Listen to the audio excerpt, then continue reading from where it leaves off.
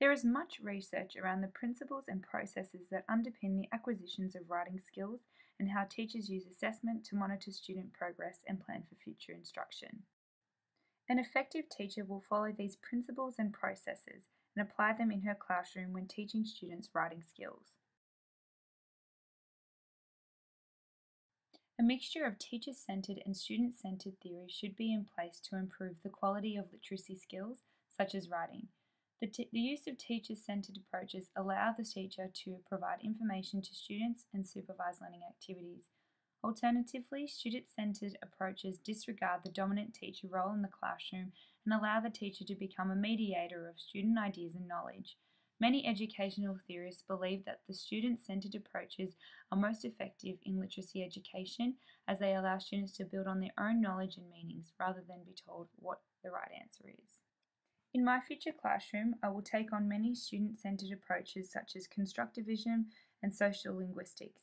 These approaches will be applied through writing workshops, which will incorporate interactive and independent writing activities. I will also use the author's chair activity, where students are able to read aloud to the class their writing.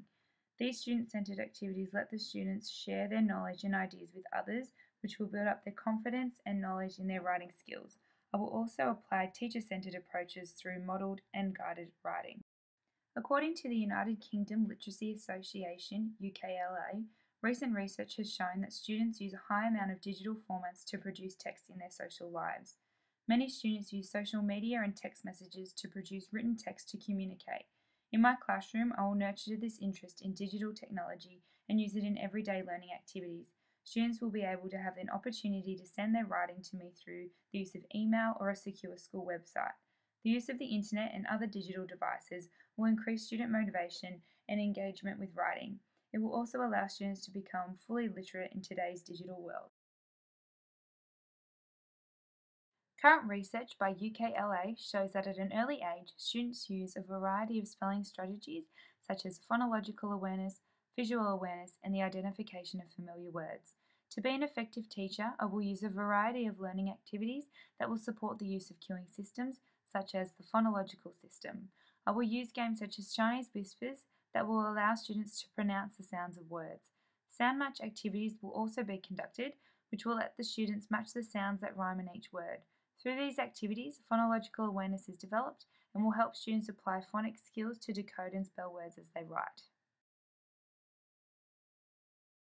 It is important that a teacher creates a community of students that are motivated to learn and become actively engaged in writing activities. Research indicates that student discussions are a valuable tool for sharing and organising ideas. When students orally read out their writing and receive feedback, it helps to develop the inner voice of a critically reflective writer.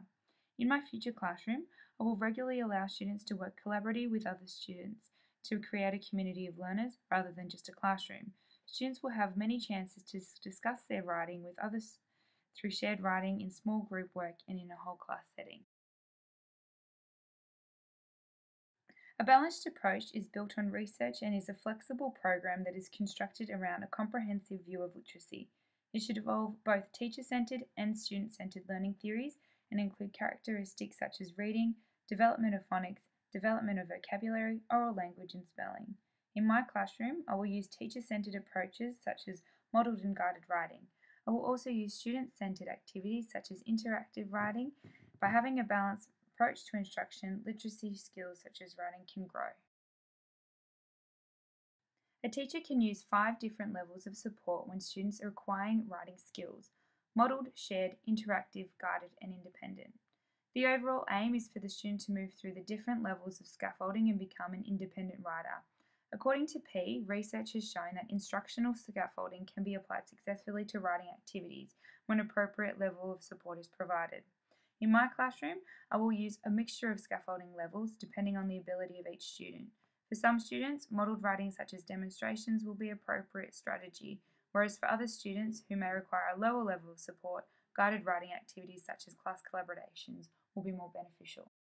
A process that allows teachers to scaffold students in writing is called the writing process. This procedure has 5 stages: pre-writing, drafting, revising, editing, and publishing. Research has shown that the writing process is beneficial for many reasons. Students who follow the writing process have the opportunity to write down their own experiences and knowledge and are able to edit their work, which will develop an awareness of corrections. Research has also shown that through the writing process, students can be appropriately directed on a writing task as they are provided with immediate feedback from the teacher. The teacher can acknowledge all students' ability at each stage of the process and provide the appropriate level of support. The first stage of pre-writing allows students to choose their own topic, purpose, and format for their writing. According to UKLA, research shows that when students choose their own topics to write about, it can increase motivation, commitment, and the quality of writing. In my classroom, I'll use brainstorming activities in small groups and story cards. Students will use story cards to express their ideas and potential narratives. Drafting is the second stage of the process. Students usually write quickly and messy, and they express their ideas that they have composed through pre-writing activities. My students will be provided with a notebook and grey lead pencil, and they will be able to write their draft for their ideas from their story cards. The third stage of the process is revising. It enables students to reread their writing, share their writing to other students, and make revisions to their work. In my classroom, students will have the chance to share their writing to other students, either in small groups or as a whole class presentation. Through this sharing, students will be able to take on others' thoughts and feedback. Studies by UKLA have shown that through receiving feedback from the teacher and other students, their attitude and confidence towards writing is lifted, and they're able to become actively involved with assessing their own writing. The next stage involves students to read their writing for meaning, ensuring that it makes sense and making any necessary changes. Students must also proofread their writing and checking for any errors in spelling, grammar, and punctuation. In my classroom, students will have the chance to not only edit and proofread their own writing, but will proofread other students' writing as well. Research by UKLA shows that when students are encouraged to monitor their own spelling, their spelling capability will increase. In the final stage of the process, students have the ability to publish their writing into a finished product.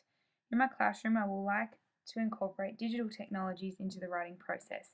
Students can choose to publish their work using a word processing program on the computer, or sending it as an email, or even creating a blog on the internet. The English curriculum can be organised around three strands: language, literature, and literacy. Together, the three strands focus on developing the skills and understanding required for skills such as writing. Integrating language, literature, and literacy together can be done through many approaches, such as literature circles and writing workshops. Through these activities, the strands can be overlapped and supported by one another. When I'm a teacher, to integrate the three strands of English, I will conduct writing workshops that allow students to write a piece of writing independently. I will set aside time to conference with each student as they write, asking them questions about their writing. The workshops will also include time for students to share their writing, and other students will be invited to provide compliments and suggestions. Assessment should always be linked with instruction. According to Boudet, Murnane, Zidi, and Moody, assessment and providing feedback allows teachers to collect data about student progress and diagnose any strengths and weaknesses. The results can be used to tailor future instructions to meet the individual needs of each student. Teachers can use many assessment tools to help monitor the progress of student writing skills, such as proformas, checklists, rating scales, and rubrics. In my classroom, peer response groups will be used as a form of assessment. Observations can take place, and rubrics and checklists can be used to monitor and record student progress. Students will be provided with an opportunity to self-evaluate themselves with a rubric, which will allow them to provide and receive feedback about writing from fellow peers and myself. According to Purr and Workman, research shows that there are a number of benefits for both the teacher and students through peer response groups. Students become more confident in writing and improve their skills, and the teacher is able to monitor student progress through discussion, checklists, and collection of completed rubrics. Parents play a vital role in a student's education, and it is important that teachers become partners with parents of students. A study by Hughes and Kwok showed that if a parent-teacher relationship is established in the early years of school, the student's engagement and achievement would be of a higher quality throughout her education. When I am a teacher, I will organise meetings with parents to discuss student progress, and writing journals will be provided to students to take home. This will provide an opportunity for parents to become involved with their child's acquisitions of writing skills.